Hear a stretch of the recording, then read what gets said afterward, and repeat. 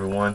This past weekend I got the opportunity to go on my first bushcrafting meeting. I went with the Carolina Bushcrafters and we went down to Uwharrie National Forest. It was a pretty nice place. They had the trails marked real well with flagging tape, and the trail was marked well enough that it wasn't no problem to find where everybody was meeting at. When I first got there, we did all the introductions. I met everybody. There was pretty cool people. A lot of the guys I did meet, I enjoyed being around. They let me ramble a little bit. The location there where they was at, it was right along the Uwharrie River. They had a nice campfire built, and of course all the people's hammocks and tents and stuff were spread out. It was along the edge of a fence and a creek, of course, and then the river ran right behind it. I had the main meeting place right there around the main fireplace. While we was introducing ourselves and everybody, we were talking about the different YouTube people and stuff that we ran into. So I'm gonna give a quick shout out to the three that I talked about mostly, and that's Really Big Monkey 1, and Trapper Jack, and Southern Prepper 1, because I also told them I'm not only a bushcrafter, I'm a prepper and a survivor. Somewhat, kind of a minimal, but I do prep and do the survival thing. Of course, most of that all goes along with bushcrafting anyway, so, and most everybody does it all. The people I met was Kevin, which was the organizer. I'm not going to give no last names or anything because I don't think it's appropriate to give no last names. Some of the people, if I give last names, you actually would probably know them. I met Kevin, James and his brother. I'm sorry I don't remember James's brother's name. Didn't get it wrote down or anything. Then I met Joe, and then Jesse and his son. Joe also had his dog with him, which the dog was a pretty big trip. That was the most energetic dog I've seen in a long time. He had a sling ball with him, and the dog just loved chasing the tennis ball. I say it was nice to meet those guys because, you know, they let me ramble on. It'd been the first time I'd been out away from the house in almost a year and a half, and of course they let me just talk and talk and talk. I'm hoping next time I go I won't ramble so much. The equipment I took way too much equipment. I took a day pack, but I had packed it like I was almost going to stay overnight because I really didn't know what to expect.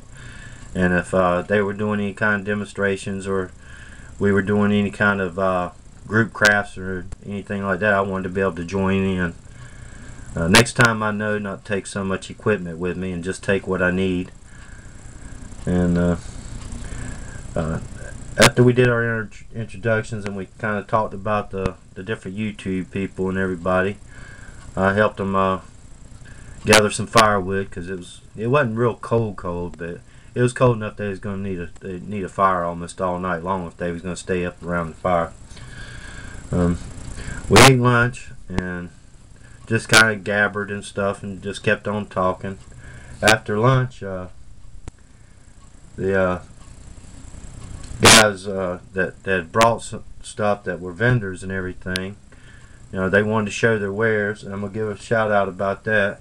Kevin, he's big into the fire making thing. He does custom ferro rods, and they were pretty nice. At the time, I didn't have the money, and most of that type of stuff I really don't need, and I don't collect stuff. So my big thing was knives and everything. And Joe, I reckon he designs and also is kind of like a salesperson for Condor knives. I mean, he brought a bunch of knives on one of the videos that's following this video that's showing the weekend. You'll see some of the knives. Now he was working with a Parang, which is, I don't know, the Parang was probably about a good 16 inches. I mean, he was working that thing out just like it was a little carving knife. He was pretty good with that. After everybody showed their wares and everything, then we did few demonstrations or classes, and pretty informative. We did classes on let's see, I'll kind of tell you, go along here, because I kind of wrote a synopsis here, so I'll probably forget something, but some of it I don't want to forget. Joe, I reckon he was one of the main instructors, and he's one of the organizers also. He put a spit, showed us how to put a spit over the fire and everything to cook on a spit.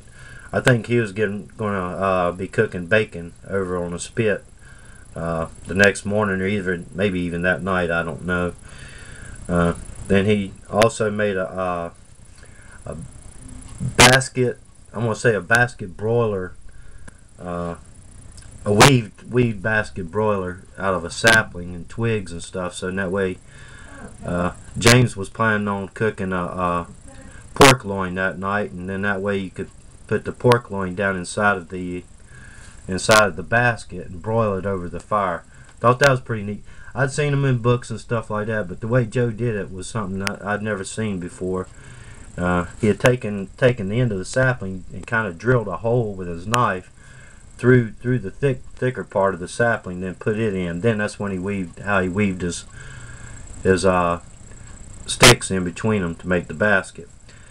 While he was doing that, after he got done with that, he started making a spatula, because he didn't bring nothing to flip whatever he was going to cook in a frying pan, and he made the spatula out of a parang. I mean, he was working that thing out real good.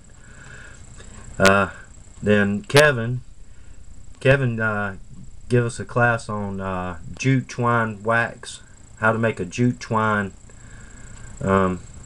kindling, and showed us how to use it, and it was pretty neat. He gave us one, but I've got to go out in my truck and get it. Sorry about that. I forgot about that, Kevin. That was pretty neat. I think he sells them on one of the sites, but you'll have to go to Carolina Bushcrafting site to find them, and I'm not sure what he charges for them. Then Kevin also gave a class on Japanese lashings.